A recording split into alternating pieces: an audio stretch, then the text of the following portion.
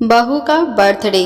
ससुराल वालों ने कैसे बनाया बहू का बर्थडे, आइए सुनते हैं। रीमा ने आंखें खोली और बड़ी फुर्ती से उठी। बाप रे, 8 बज गए, ये कैसे हो सकता है? मैं पिछले कई सालों से इतनी देर तक नहीं सोई हूँ, फिर आज ये कैसे हो गया? आज प्रीति की भी तो स्कूल है, मोहित को भी अब ऑफिस के लिए देर हो जाएगी। फालतू में अब उनकी बातें सुननी पड़ेंगी। वह सब तो ठीक है, लेकिन माँ जी, वो दिन भर कितनी बकबक करेंगी और मुझे कितनी देर कैसे सोने दिया उन्होंने। अब तक तो उन्होंने घर सर पर चढ़ा लिया होगा। क्या हुआ होगा? रीमा जल्दी से उठने लगी। मोहित खुश चेहरे के साथ आया, वह भी तैयार होकर। Good morning Reema. रीमा, क्यों उठी हो तुम? सो जाओ ना आराम से, मैं आज लंच कर लूँगा ऑफिस में। सच कहूँ तो मुझे जाने की इच्छा नहीं है, लेकिन बहुत महत्वपूर्ण मीटिंग है ना, मुझे इसलिए जाना ही पड़ेगा। पर मैं जल्दी आ जाऊँगा शाम को, बाहर चलेंगे घूमने। बाय। रीमा को बिना कुछ कहे मोहित ने उसे गले से लगा लिया और माथे पर चूमकर चला गया। रीमा झट से बाहर आई। किचन से कोई भी आवाज़ नहीं आ रही थी और जब वह बाहर आई तो पापा जी की थाली में इडली बड़े दिखाई दे रहे थे। सांभर से बहुत अच्छी महक आ रही थी, लेकिन वह पैकेट से सांभर नहीं निकल पाए। यह लोग कैंटीन से ठीक से क्यों नहीं दे सकते? अगली बार कैंटीन घर से ही दे देना। और इस घर में मुझे एक चम्मच भी नहीं मिलता, पापा जी बोले। रुकिए जी आप जरा, मैं निकाल देती हूँ, नहीं तो आप सब सांभर नीचे फर्श पर गिरा दोगे, मेरा काम बढ़ा दोगे। और आपके सामने ही तो है चम्मच, आपको तो कुछ कैसे नहीं मिलता क्या पता। एक काम करो, आप यह प्लेट लेकर टेबल पर बैठ जाओ, मैं देती हूँ सांभर और चटनी निकाल कर। और धीरे बोलो ज़रा, बहू अभी नहीं सोती, इतनी देर तक आज सोई है तो शांत रहें, नहीं तो आपकी आवाज़ से उठ जाएगी वह। बहू जब उठेगी तब दूंगी गरम करके उसे भी उसका मनपसंद नाश्ता। रीमा आश्चर्य से यह सब देख रही थी। अरे बहू, उठ गई तुम?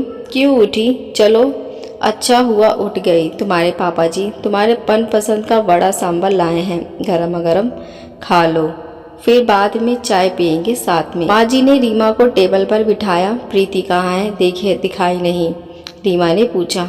अरे बहू, मैं उसे स्कूल बस में बिठा के आ गया, गई वह स्कूल, होशियार हो गई है अब अपनी प्रीति, जल्दी जल्दी करती है सब अपने काम, तकलीफ नहीं देती वह अब। हाँ, बैग बहुत भारी है पर उसकी।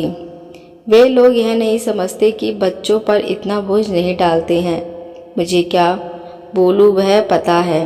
बोले दादाजी, मैं बिग गर्ल हो गई हूँ अब, और गुड गर्ल भी। अब मैं आ जाऊंगी अकेले घर पर, आप मत आइए मुझे लेने के लिए। दादाजी पोती की प्रशंसा में मग्न थे। हाँ हाँ, मेरी बेटी समझदार हो गई है, सिर्फ दूध पीने को नाटक करती है, लगातार बड़बड़ करती रहती है, खाना ही ठीक से नहीं खाती। अन्नपूर्णा उनके पेट में है, उनकी ऊर्जा कहाँ से आती है क्या पता।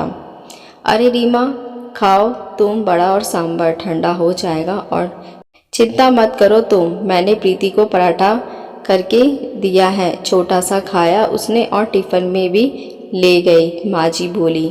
क्या पापा जी? माँ जी, मुझे उठाना नहीं चाहिए था, आपने क्यों किया सब काम? जाने दो, खाने में क्या बनाऊं? रीमा ने अपराध बोध से कहा। रीमा, तुम कुछ मत करो, तुम्हारी बीसी है ना, आज मस्त मौज करो।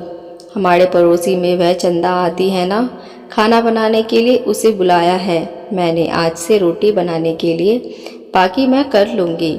तुम इतना काम करोगी अकेले? तुम्हारी क्लास, प्रीति का होमवर्क, बाहर के काम, यह मोहित भी कुछ काम करके मदद नहीं करता, तुम्हें सबके पीछे पीछे दौड़ना पड़ता है। अब आराम किया करो तुम, नहीं तो ऐसा करो ना, तो तुम और रोहित 4 दिन के लिए घूमने चली जाओ, बहुत दिन हो चुके हैं। वैसे भी तुम दोनों कहीं गए नहीं हो, प्रीति को यहाँ ही रहने दो, हम संभाल लेंगे उसे। आपको भी एक दूसरे के साथ वक्त बिताने की ज़रूरत है, माँ जी बोली। नाश्ते के बाद माँ जी ने चाय बनाई और तीनों ने बातें करते और चाय पिया। रीमा का दिन अच्छा गया। पीसी की सहेलियों के साथ मस्ती की। कल उसका खास दिन था, लेकिन आज उसका जन्मदिन उसकी सहेलियों ने बनाया। उसकी वजह से वह बहुत ज़्यादा ही खुश थी। मोहित जल्दी घर आएगा ऐसा बोला था, पर आया नहीं। दोस्तों की आज पार्टी थी तो वह घर देर आने वाला था। माँ जी और पापा जी भी सो गए। प्रीति को लेकर रीमा भी सो गई। कुछ देर बाद रीमा को बहुत आवाज़ सुनाई देने लगी। वह अचानक उठ गई। प्रीति उसके बाजू में नहीं थी। वह डर गई और हॉल में आई। हर तरफ अंधेरा था और अचानक रोशनी आ गई। हैप्पी बर्थडे टू यू, अचानक जोर से बोले पापा जी, माँ जी, मोहित सब हंसकर उसे विश कर रहे थे। प्रीति ने दादी की मदद से सुंदर केक बनाया था। रीमा ने केक काटा और सबको खिलाया। सभी खुशी के मारे सो गए। सुबह रीमा उठकर देखती है तो पास में एक सुंदर सा ग्रीटिंग कार्ड था। उसकी बेटी प्रीति ने खुद के छोटे हाथों से बनाया था। वह कार्ड देखकर रीमा बहुत खुश हुई। उतने में एक छोटा टेडी बियर चलते हुए उसके पास आया। सरप्राइज मम्मा, यह मैंने तुम्हारे लिए सरप्राइज लिया है। मैंने पिगी बैंक से शेविंग करके, रीमा को गले लगाकर उसकी लाडली बेटी बोली।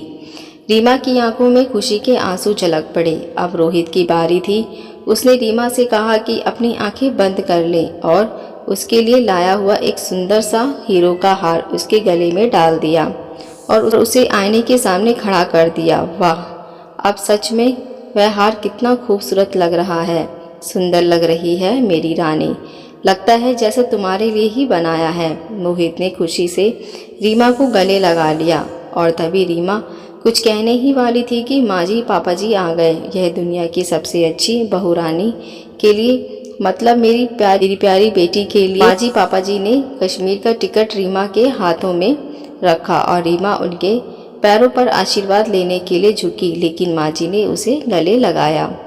पापा जी ने सिर पर हाथ रखकर आशीर्वाद दिया। यह क्या माँ जी पापा जी, इतना बड़ा सरप्राइज? वास्तव में इसकी कोई ज़रूरत नहीं थी और हम दोनों ही क्यों जाएं? रीमा ने उत्साह से कहा। नहीं नहीं, हम बूढ़े लोग क्या करेंगे वहाँ? वैसे भी आप दोनों को इसकी ज़्यादा ज़रूरत है और हम प्रीति का भी अच्छे से ख्याल रखेंगे ताकि आप दोनों फुल एंजॉय कर सके। वह सेकंड हनीमून क्या बोलते हैं ना वो, आप आ जाओगे तो हम चले जाएंगे। पापा जी ने धीरे से मोहित को आंख मारी। रीमा और मोहित दोनों शर्मा गए। चलो पैकिंग करो, आपको कल सुबह निकलना है। और आज क्या क्या खाना बनाना है? आज रीमा की पसंद का माँ जी ने फरमान किया। दिन आनंद में गया। शाम को रीमा की आरती करके माँ जी पापा जी ने उसे ढेर सारा आशीर्वाद दिया। रीमा इस प्यार से पूरी तरह से अभिभूत थी। पूरी तैयारी हो गई थी। कल सुबह जल्दी जाना था, इसलिए बैग भर के मोहित रीमा तैयार थे। कश्मीर के सपने देखकर रीमा को कब आंख आ गई उसे समझ में नहीं आया। दोनों कश्मीर पहुंच गए जैसे स्वर्ग ही हो। कितना सुंदर था सब कुछ। मोहित रीमा सब भुलाकर एक दूसरे में खो गए। ये हंसी वादियाँ, ये खुला आसमां। मोहित गाना गा रहा था और रीमा जैसे नई नवेली दुल्हन की तरह शर्मा रही थी। एक दूसरे के ऊपर बर्फ़ के गोले फेंककर छोटे बच्चों जैसे दोनों मस्ती कर रहे थे। दोनों आज आइस स्लैंड लेने के लिए गए। बर्फ़ में ठीक से खड़े होने में असमर्थ रीमा एक दूसरे को ठीक करने के दौरान अपना संतुलन खो बैठी और वो जोर से गिर गई। आंखें खोलकर देखती है तो उसके बेड के ऊपर से वह गिर गई थी। बाजू में मोहित सोया हुआ था, मतलब वह एक सपना था। इतने में बैल बजी, दूध वाला आया होगा। वह बाहर आई। उतने में उसकी सास बोली, हर रोज कैसे देर से उठती हो तुम? 15 मिनट देर हो गई है आज तुम्हें। जल्दी करो, अब चाय बनाओ और नाश्ते में कुछ अच्छा नमकीन बनाओ। और मेरी सहेलियां आने वाली हैं, आज कुछ अच्छा खाना बनाना उनके लिए। और हाँ, घर पर ही रहना, आज कहीं बाहर मत जाना। माँ जी की रोज की कटकट चालू हो गई और रीमा सचमुच सपने से हकीकत में आ गई। हमेशा की तरह हर कोई उसका जन्मदिन भूल गए थे। रोज रोज की भाग दौड़, घर के कामकाज, सास के ताने, ससुर की फरमाइश, पति की धूमपान, नाचे और बेटी की लैला देखने में वक्त उसका दिन कब ख़त्म होता वह उसे समझ में नहीं आता था। जिंदगी भर दिन खराब करने लगी, लेकिन कल उसने बहुत अच्छा दिन जिया। लेकिन इस एक रात ने मीठे सपने में उसे इतने खुशनुमा पल जी लिए थे जो उसके लिए क्या कम था। मन में उस कश्मीर का सपना साकार होने की प्रतीक्षा में वह काम करने लगी थी। आशा करती हूँ ये कहानी आपको पसंद आई हो। अगर आप हमारे चैनल पर पहली बार आए हैं तो मेरे चैनल को सब्सक्राइब, लाइक, शेयर ज़रूर करें। आप मिलते नई कहानी के साथ। देखने और सुनने के लिए धन्यवाद।